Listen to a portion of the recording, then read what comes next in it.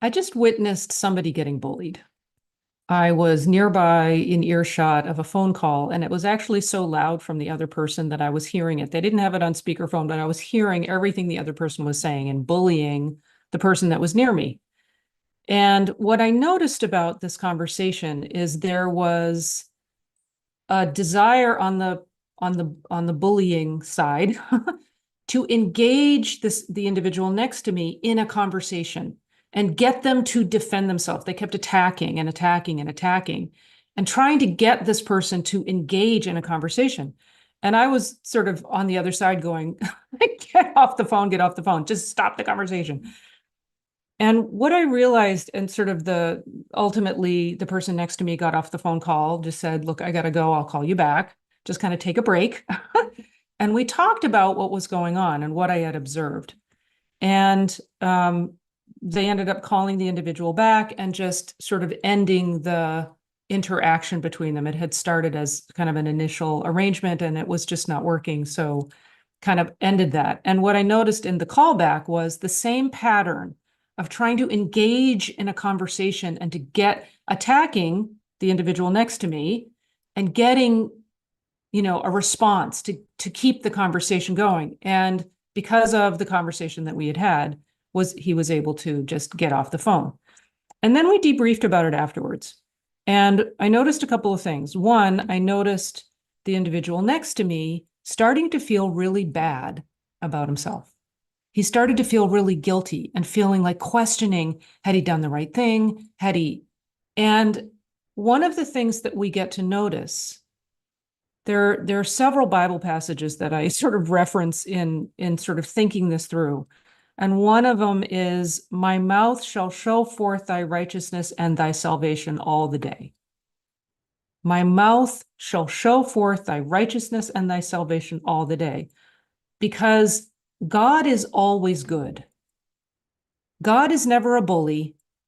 Bullying behavior is never right.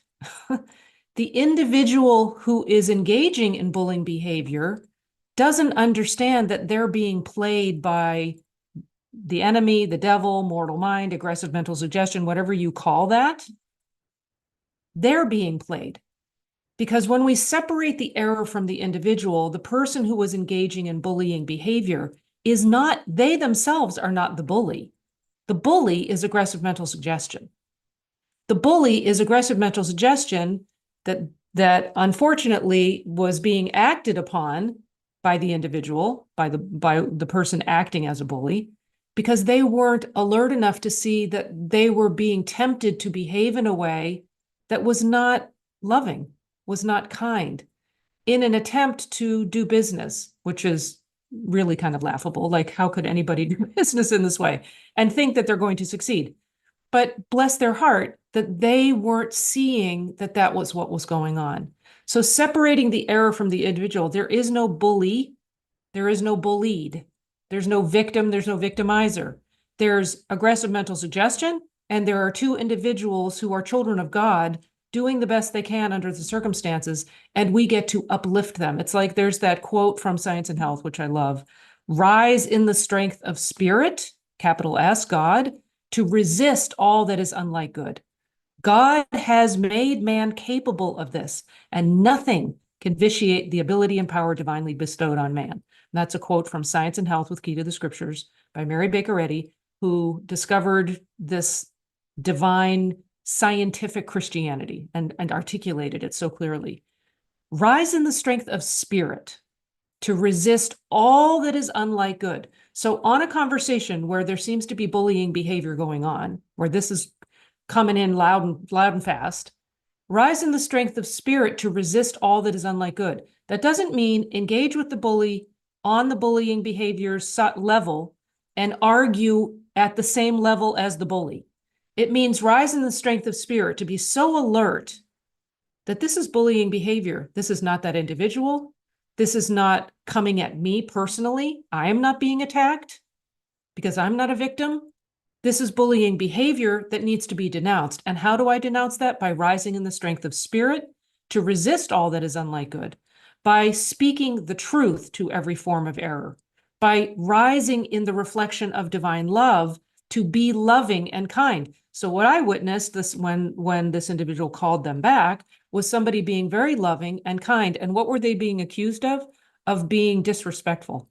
And they were being very respectful and very clear in their effort to end the interaction and to gently get off the phone. And the other individual was not having it, would not be, like mortal mind doesn't want to be called out and does not want to be denounced.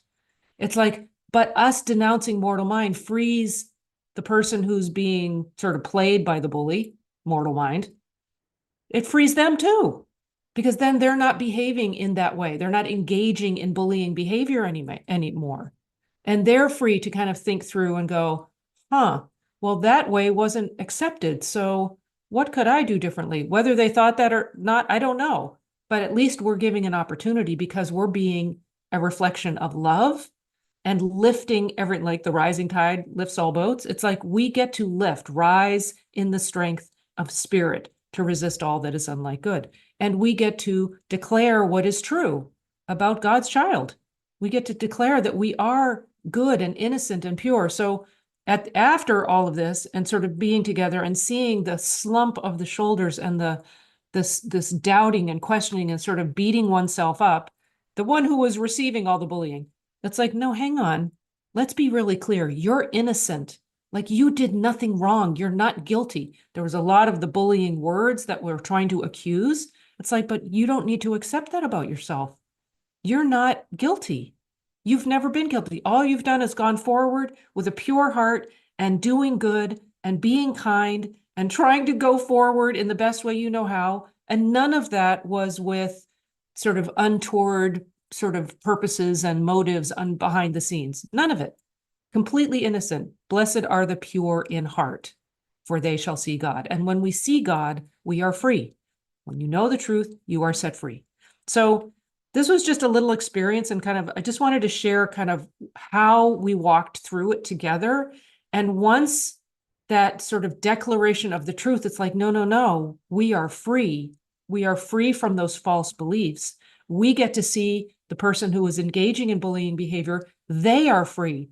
They are not a bully, and identify everyone as who we truly are. It's like, then we're all free. And that's like that, then the whole world gets better. It's like, then we all get to play. It's like everybody skates. I am goofy. You just have to kind of go with it. You know, you have to go with the goofiness.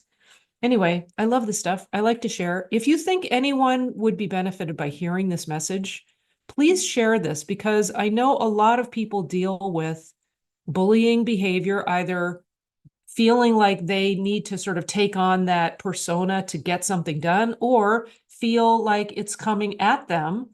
And it's never personal. And we got to separate that behavior from the individuals involved, either on the giving or the receiving end of it. It's never personal. And we got to call out error for what it is. It has no power. It has no power to harm us. Aggressive mental suggestion has no power to harm us. The suggestion is that it has a lot of power. It has no power. So we get to call it out and see it for what it is. All right. Lots of love to all of you. Go to getfreesupport.com if you haven't signed up for the free week of Morning Metaphys, and just come join us for a week. It's really a wonderful place to explore this scientific Christianity and these laws of God that are just so wonderful, and Jesus demonstrated so purely and clearly for all of us to emulate. And, you know, Jesus said, I am the way, the truth, and the life. No man cometh unto the Father but by me. So we get to go to the Father, go to that place of love and divine sense of self by following the Christ, by seeing what is the Christ truth, what is that true idea, voicing good, to use the words from that book, Science and Health. So lots of love. Anyway, I keep talking.